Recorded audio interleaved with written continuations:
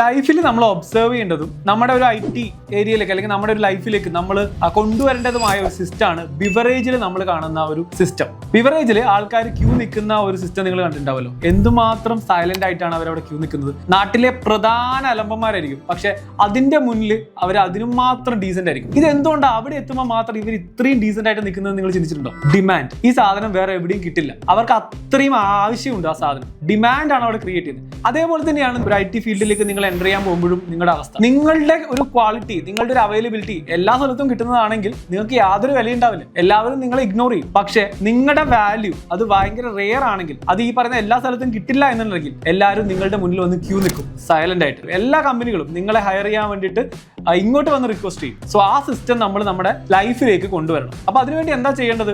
Daily നിങ്ങൾ prepare ചെയ്യണം. ഏറ്റവും ലേറ്റസ്റ്റ് ആയിട്ടുള്ള ടൂളുകൾ, AI ടൂൾസ്, ഏറ്റവും ലേറ്റസ്റ്റ് പ്രോഗ്രാമിംഗ് ടെക്നിക്സ്, ഇതൊക്കെ നിങ്ങൾ പ്രിപ്പയർ ചെയ്യണം. ഇതിന് ഞാനൊരു ട്രിക്ക് പറഞ്ഞുതരാം.